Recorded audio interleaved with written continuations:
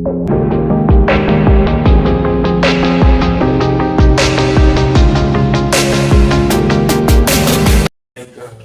sore, kami dari kelompok 2.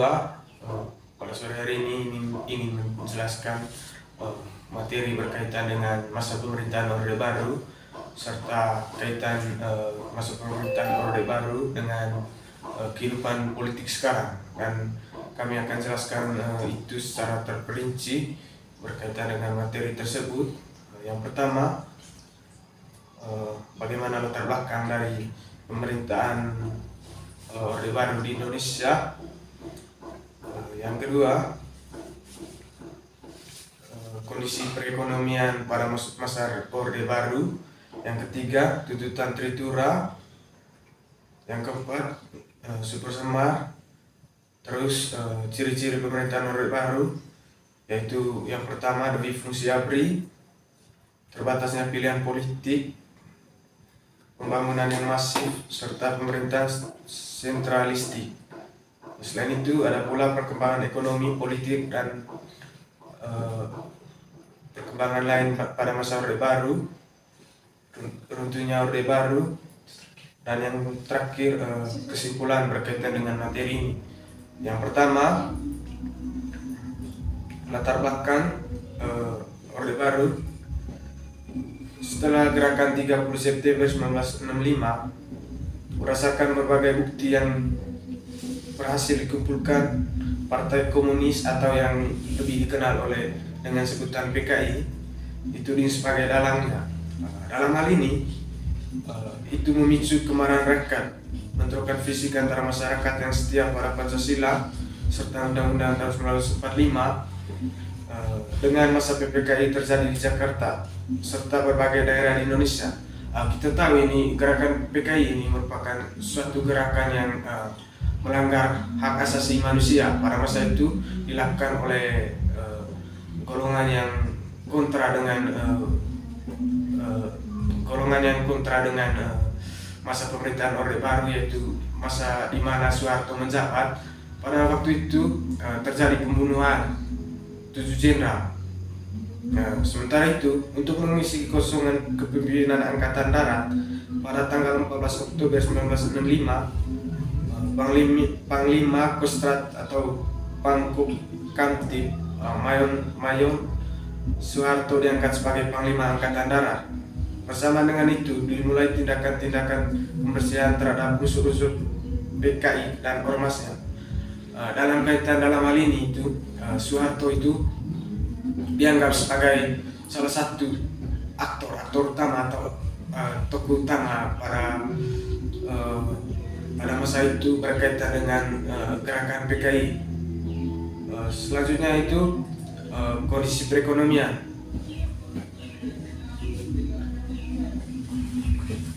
Yang kedua, kondisi perekonomian. Di sisi lain, kondisi perekonomian semakin bertambah buruk. Barang keperluan sehari-hari semakin sulit didapat dan harganya pun mahal sehingga terjadi inflasi. Pemerintah sempat membuat keputusan pemotongan nilai mata uang rupiah dari 1.000 menjadi 1 rupiah. Akan tetapi, harga barang bukan semakin menurun, malah kian tinggi. Pelajar yang tergabung dalam Front Pancasila bahkan menyatakan kebijakan ekonomi pemerintahan saat itu tidak dapat dibenarkan. Yang kedua, ada tuntutan Tritura. Pada tanggal 12 Januari 1966, berbagai kesatuan aksi yang tergabung dalam Front Pancasila mendatangi gedung DPR GR untuk mengajukan tuntutan rakyat atau tuntutan menurani rakyat. Nah, dari tuntutan rakyat ini atau dari tuntutan menurani rakyat, ada isi dari tuntutan Tritura tersebut, yakni pembubaran PKI dan ormasnya, pembersihan kabinet Dikora dari unsur-unsur PKI, serta penurunan harga-harga barang. Sehingga akhirnya pada tanggal 21 Februari 1966, Presiden Soekarno mengumumkan perubahan kabinet. Namun, perubahan tersebut tidak memuaskan hati rakyat Indonesia karena masih banyak tokoh diduga terlibat dalam G30 SPKI. Pada saat pelantikan anggota kabinet tanggal 24 Februari 1966, para mahasiswa, pelajar dan pemuda memenuhi jalan menuju Istana Merdeka. Aksi itu kemudian dihadang oleh pasukan Cakrabirawa hingga akhirnya terjadi bentrokan antara pasukan Cakrabirawa dan demonstran. Peristiwa ini mengakibatkan seorang mahasiswa Universitas Indonesia, Arif Rahman Hakim, gugur. Gugurnya Arif Rahman Hakim ini semakin memberikan semangat juang demonstran untuk menuntut perubahan dan perbaikan taraf hidup bagi bangsa Indonesia. Selanjutnya, ini tindak Super Semar akan dilanjutkan oleh teman saya.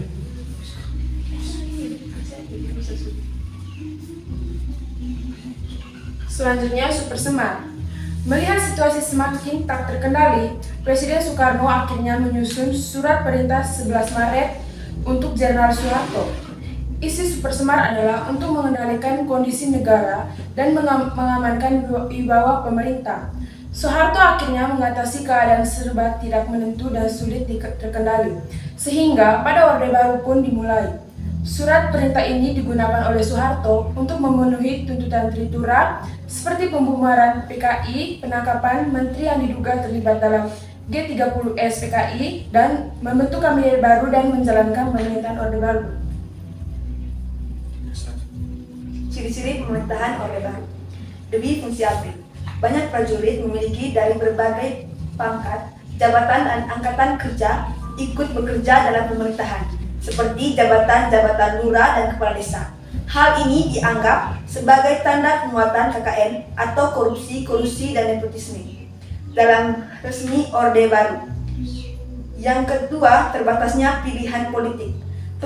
Pemilu tahun 1977 hanya diikuti oleh 3 partai politik, yakni PDI, PPP, dan golongan karya. Penyelenggaraan ini dilakukan untuk membatasi banyak ideologi yang berkembang. Bagian tersebut diharapkan dapat menciptakan stabilitas politik. Sayangnya, nyaris tidak ada pilihan politik, justru menguatkan golongan karya. Kejadian ini dimungkinkan karena Soeharto membuat kebijakan yang mendukung kemenangan golongan karya, seperti peraturan PNS.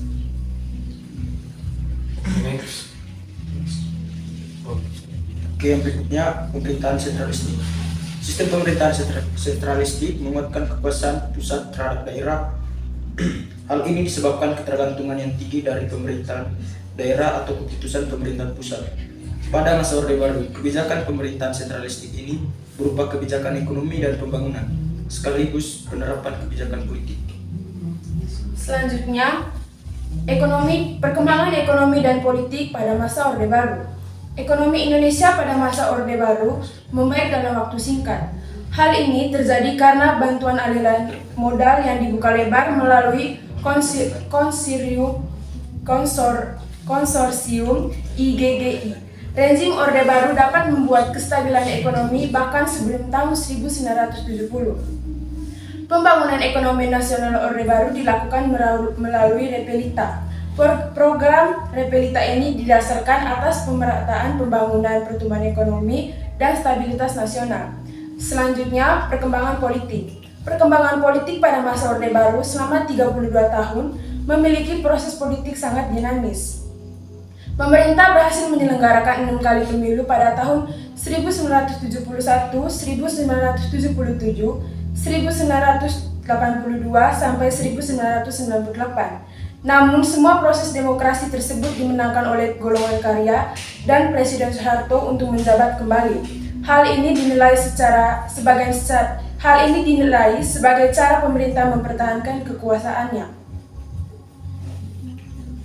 Baik, yang terakhir untuknya Orde Baru. Berakhirnya masa Orde Baru ini, Indonesia ditandai dengan adanya krisis ekonomi yang melanda sejak tahun 1997. Krisis tersebut membuat nilai tukar rupiah menjadi jatuh atau turun. Badai krisis moneter berlarut-larut akhirnya memancing kelompok kritis di masyarakat. Kelompok kritis menilai permasalahan ekonomi ini bertumpu pada kesalahan urus dari pemerintah Orde Baru, yang dimana situasi yang awalnya hanya berupa krisis ekonomi berkembang menjadi krisis kepercayaan. Kepercayaan terhadap pemerintah menurun sehingga memicu kerusuhan, demonstrasi besar, bahkan penjarahan terutama di Jakarta. Kemarahan masyarakat terutama di kalangan mahasiswa yang melakukan demonstrasi terkait Presiden Soeharto, dan demonstrasi ini menghasilkan beberapa hal. Yang pertama itu penghapusan dui fungsi ABRI, penurunan maupun pengadilan terhadap Soeharto dan kroni-kroninya, penghapusan praktik korupsi, kolusi dan nepotisme, penegakan supremasi hukum, amandemen Undang-Undang Dasar 1945, pelaksanaan otonomi daerah seluas-luasnya. Melihat tuntutan reformasi semakin besar, Presiden Soeharto akhirnya menyampaikan pengunduran dirinya pada tanggal 21 Mei 1998. Berakhirnya masa jabatan Soeharto inilah yang menjadi tanda runtuhnya Orde Baru dan berganti menjadi era reformasi. Mengingat masa Orde Baru menjadi salah satu baik, terima kasih. Oke, baik. Selanjutnya setelah kami mereview materi berkaitan dengan masa Orde Baru, serta kami juga dapat menyimpulkan berbagai banyak fakta yang terjadi pada masa Orde Baru, serta bagaimana keterkaitan masa Orde Baru dan apakah ada hubungan berkaitan dengan politik masa sekarang ini. Oke, baik. Kita ketahui bahwa runtuhnya Orde Baru itu setelah adanya demonstrasi besar-besaran di berbagai wilayah di Indonesia, khususnya demonstrasi yang dilakukan di parlemen, di DPR sejak tanggal 19 sampai dan puncaknya tanggal 21 Mei 1998. Pada puncak tersebut Presiden Soeharto mengundurkan diri dan selanjutnya jabatan diambil oleh Presiden yang ketiga, yaitu B.J. Habibie.